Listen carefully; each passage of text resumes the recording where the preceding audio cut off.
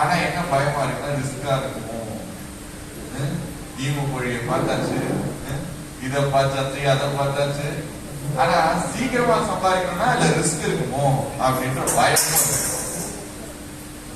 அப்ப அந்த பயத்தை நம்ம போக்கணும்னா ரெண்டு விஷயம் நமக்கு ஹெல்ப் பண்ண போகுது. ஒண்ணு நாலேஜ். அந்த நாலேஜை வச்சு இந்த சிஸ்டம் எவ்வளவு நாள் இருக்கு அப்படின்றத வச்சு நம்ம ஒரு முடிவுக்கு வரோம். அப்போ இந்த நாலேஜ்ன்றதுதான் ஃபர்ஸ்ட் நான் சொல்றேன். ரெண்டாவது சிஸ்டம். இந்த சிஸ்டம்ல வந்து எவ்வளவு நாளா இந்த மாதிரி ரிட்டர்ன்ஸ் கொடுத்துட்டு இருக்காங்க, எவ்வளவு வருஷமா நடந்துட்டு இருக்கு. இந்த வருஷம் தீபாவளி சீட்டு போடுவோம், தீபாவளி வரும்போது பார்த்தா இருக்க மாட்டோம். கரெக்டா? பொங்கலுக்கும் அதே கவனம் நடக்கும். சோ அப்போ நமக்கு அந்த மாதிரி பயம் நமக்கு வருது. இந்த மாதிரி ரிஸ்க் எல்லாம் இல்லாம நம்ம எப்படி சேஃபா டிராவல் பண்றது, அப்ப இந்த சிஸ்டம் எவ்வளவு வந்து ஒரு உறுதியானது, அது எல்லாத்தையுமே நம்ம இன்னைக்கு பார்க்கணும். ஆனா இந்த பண விஷயத்துல நம்பிக்கையா எப்படி இருக்கும்? டெக்னாலஜின்றாங்களே, இந்த டெக்னாலஜியால எப்படி நம்பிக்கை கொடுத்துட முடியும்? இந்த டெக்னாலஜி பேர் என்ன கேட்டீங்கன்னா பிளாக் செயின். இப்படி சொன்னா புரியுதோ இல்லையோ, தமிழ் வார்த்தை என்ன தெரியுமா? அதுக்கு கருப்பு சங்கிலின்னு சொல்லிட்டாருங்க. ஓகே, அது தமிழ் வார்த்தை இல்ல, தமிழ் அர்த்தம். ஓகே, அப்போ இந்த பிளாக் செயின்னா தமிழ் என்ன கேட்டீங்கன்னா நம்பிக்கை இணையம்னு சொல்லுவோம்.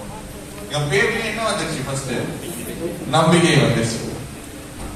அப்ப அந்த நம்பிக்கை இணையம் மூலமா உருவாக்கப்படுற கரன்சியை தான் நம்ம இன்னைக்கு கிரிப்டோ கரன்சி அப்படின்னு சொல்றோம்.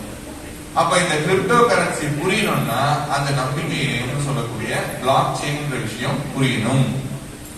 ஏன்னா இந்த கிரிப்டோ கரன்சின்னு சொல்லும் பொழுது கிரிப்டோன்ற டெக்னாலஜி என்ன டெக்னாலஜின்னு கேட்டீங்கன்னா பிளாக் செயின் டெக்னாலஜி தான். அப்போ இந்த பிளாக் செயின் புரிஞ்சாதான் கிரிப்டோ கரன்சி புரியும். கிரிப்டோ கரன்சி புரிஞ்சதுனாதான் உங்களுக்கு நம்பிக்கை வரும். ஒரு விஷயம் நல்லா புரிஞ்ச பிறகு நம்பிக்கை வருமா, இல்ல அரைக்குறையா தெரிஞ்சா நல்லா நம்பிக்கை வருமா? நல்லா புரிஞ்சாதான் வரும். அப்ப இன்னைக்கு இதை நல்லா எப்படி புரிஞ்சுக்க போறோம்னு பாருங்க.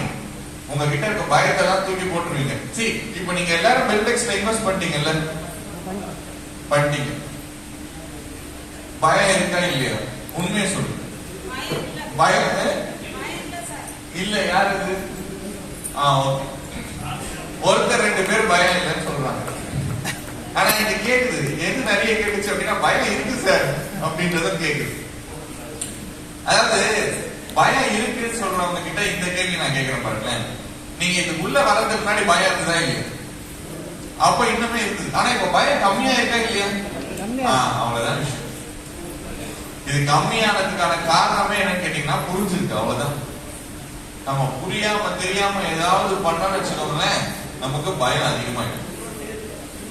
உங்களுக்கு பிளைட் ஓட தெரியாது, தூக்கி காக்பிட்ல உட்கார வச்சுட்டாங்கன்னு வச்சுக்கோங்க, பிளைட் ஓடுறதுக்கு எப்படி இருக்கும்? உங்களுக்கு பயமா இருக்கும்ல. உங்களுக்கு மட்டும் இல்ல, உள்ள ஏறி உட்கார்ந்துருக்காங்க எல்லாருக்கும். அப்போ அந்த பயத்தை நம்ம போக்கணும்னா விஷயம் தெரிஞ்சுக்கணும். அவ்வளவுதான். சோ இன்னைக்கு நம்ம நிறைய விஷயம் பார்க்க போறோம். எல்லாமே வாழ்க்கைக்கு முக்கியமான விஷயங்கள் தான். இந்த பிளாக் செயின் கிரிப்டோ கரன்சின்றது ஒரு கடல் போன்ற ஒரு டாபிக். இது சின்ன டாபிக் கிடையாது, ரொம்ப பெரிய டாபிக் இந்த பிளாக் செயின் அப்படின்றது, கிரிப்டோ கரன்சின்றது. அப்போ அது அவ்வளவு பெரிய டாபிக் ஆச்சு. எப்படி சார் நம்ம இந்த 3 மணி நேரத்துல முடிக்க போறோம் அப்படின்னு கேட்டீங்கன்னா முடிச்சிருவோம். அப்போ நம்ம பார்க்க போற டாபிக் எல்லாம் எந்த அளவுக்கு முக்கியமானதுன்னு பார்த்துக்கோங்க. அவ்வளவு பெரிய டாபிக் இவ்வளவு நேரத்துல முடிச்சா பார்க்கிற டாபிக் எல்லாம் முக்கியமான டாபிக். அதனால நான் இந்த கொஞ்ச நேரம் கவனம் சிதறலோட இருக்கேன், கொஞ்ச நேரம் நான் அதை நினைச்சு பாக்குறேன், இதை நினைச்சு பாக்குறேன். முழுசா நீங்க இதை கவனிச்சீங்கன்னா வெளியில போகும்போது நீங்க மத்தவங்களுக்கு புரிய வைக்கக்கூடிய அளவுக்கு உங்களுக்கு புரிஞ்சிருக்கும். ஓகே, அதான தேவை. ஏன்னா நீங்க மார்க்கெட்டுக்கு போறீங்க, மார்க்கெட்ல வந்து நிறைய பேர் இருக்கிறாங்க, ஃபீல்டுல இருக்காங்க. அந்த ஃபீல்டுல வந்து பிரச்சனை என்ன அப்படின்னு கேட்டீங்கன்னா அவங்க கிட்ட